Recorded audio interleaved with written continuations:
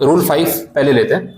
Rule of एजेसडेम Gennaris, बहुत छोटा सा और सिंपल सा रूल है, थोड़ा टॉपिक लाइट हो जाएगा इसलिए मैं इसको पहले ले रहा हूँ। एजेसडेम जेनेरिस का इंग्लिश में ट्रांसलेशन है ऑफ द सेम काइंड और species, of the same kind और स्पीसीज, दैट इज एजेसडेम जेनेरिस। आपने एक इंग्लिश में वर्ड यूज किया है एटसेट्रा, यूटीसी डॉट, बहुत काम आता है ये एग्जाम में।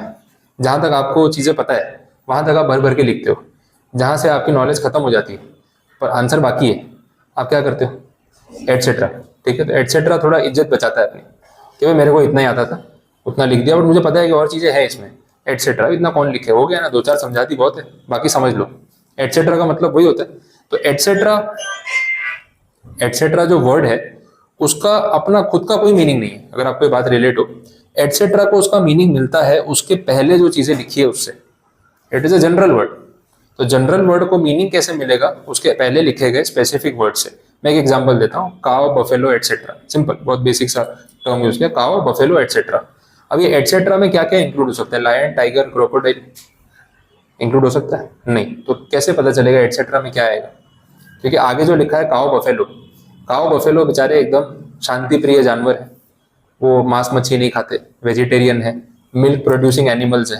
तो आपको कैटेगरी समझ आ गई कि काव, बफेलो, एटसेट्रा, तो एटसेट्रा में ऐसे जानवर आ सकते हैं जो इस कैटेगरी के हो, मिल्क प्रोड्यूसिंग हो, वेजिटेरियन हो, हार्मफुल ना हो। जैसे गोट है तो गोट आ सकती है, ठीक है, लेकिन टाइगर नहीं आ सकता, बात समझ आई। तो etcetera is a general word which derives its meaning from specific words which are used before it. तो इसी चीज के लिए रूल का नाम है ejusdem generis, of the same category, of the same kind और ऑफ द सेम स्पीशीज। ठीक है, वैसा। जेनेरिस का मतलब जॉनर, एक वर्ड यूज करते हैं, आपने वर्ड कभी अगर कहीं सुना हो, जैसे कैटेगरी, आप बोलते हैं ना ये मूवी कौन से जॉनर की है, बोले हॉरर मूवी, ये वर्ड आपने वहां पढ़ा होगा, स्पेलिंग ऐसी कुछ है, प्रोनाउंसिएशन थोड़ा जॉनरा करके उस टाइप का है, क्योंकि वर्ड इंग्लिश नहीं है, लेकिन अपने लिए बोलना डिफिकल्ट हो जाता है बार बार, तो अपना सिंपल टर्म उसमें जॉनर बोलते हैं, वैसा है। तो जॉनर जो वर्ड है दैट मीन्स अ कैटेगरी। भाई हॉरर मूवी है, कॉमेडी मूवी है, सॉन्ग सुन रहे हो आप तो भाई डीजे सॉन्ग है, सैड सॉन्ग है, किसी भी चीज की कैटेगरी। तो ejusdem generis of the same category of the same species.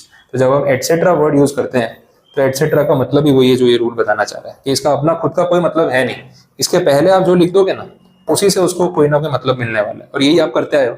Etcetera वही लगाते हैं कि इसके जैसे और वर्ड्स कवर हो गए ऐसा मान लो, दैट इज एटसेट्रा। तो ये रूल है एजेसडेम जेनेरिस का, बेसिक सा रूल है बड़ा, एटसेट्रा का मीनिंग समझा और कुछ भी नहीं, इतनी सी बात है। बोलो समझ आई बात। इसमें लास्ट पॉइंट में कुछ चीजें बोली है, लास्ट पॉइंट देखना, उसमें दो वर्ड्स है, illustrative list and exhaustive list.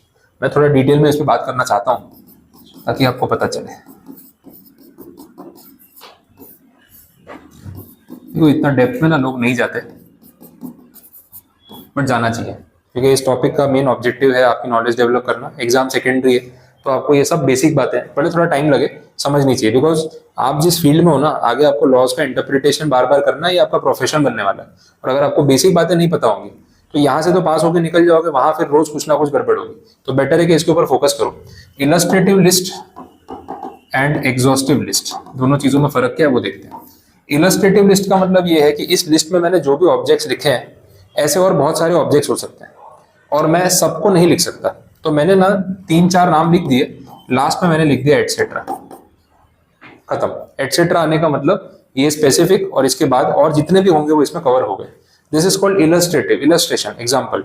Exhaustive list का मतलब क्या है कि मान लो अगर किसी लिस्ट में 4 ही चीजें हैं, भाई ए बी सी और डी, और मैंने चारों लिख दिए, तो फिर एटसेट्रा की जरूरत है क्या, बात समझ आ गई, फिर एटसेट्रा की जरूरत नहीं है। तो जहां पे स्पेसिफिक क्वांटिटी है वो लिस्ट को हम क्या बोलते हैं, एग्जॉस्टिव। यहाँ पे लिस्ट हो गई एग्जॉस्ट, खत्म, ए बी सी डी खत्म, लिस्ट खत्म हो गई। अल्फाबेट्स ही ले लो, list of alphabets, exhaustive list होगी, इलस्ट्रेटिव लिस्ट होगी। एग्जॉस्टिव क्योंकि जेड पे बात खत्म हो जाती है, सारे लिख दिए 26 के 26 पूरे, लिस्ट एग्जॉस्टेड, खत्म, बात समझ आ रही। लेकिन ऐसे ऑब्जेक्ट्स जो थाउजेंड्स में हो सकते हैं, सारे थोड़ी ना मैं लिस्ट करने बैठूंगा, 5 लिखूंगा, एटसेट्रा लगा दूंगा कि इसके जैसे वगैरह वगैरह, और जितने भी होते होंगे वो आ गए। तो ऐसी लिस्ट को हम क्या बोलेंगे, दैट इज कॉल्ड इलस्ट्रेटिव, और इस लिस्ट को क्या बोलेंगे, एग्जॉस्टिव। बहुत माइनर बातें हैं लेकिन पता होनी चाहिए। लॉ पढ़ने का मजा ही तब है जब डेप्थ में पढ़ो, ऊपर ऊपर पढ़ के कोई फायदा नहीं है। तो एजेस्डेम जेनेरिस में लास्ट पॉइंट में उन्होंने वर्ड्स यूज किए हुए हैं. This general word shall be used and will have its meaning only when the list of specific words is illustrative and not exhaustive. Illustrative list में तो etc. यूज होता है, exhaustive list में तो use होगा नहीं. बात खत्म हो गई. ठीक है. अब मैं आपको बोल रहा हूँ जैसे illustrative list का एग्जांपल चाहिए, बोला सेट ऑफ नेचुरल नंबर्स.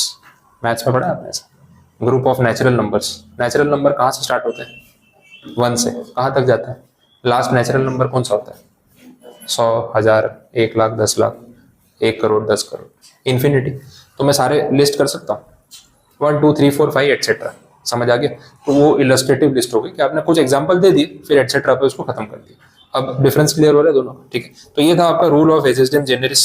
बोलो कुछ नहीं समझ आया होता. क्लियर? तो ऐसे सिंपल रूल्स पहले टारगेट करते हैं.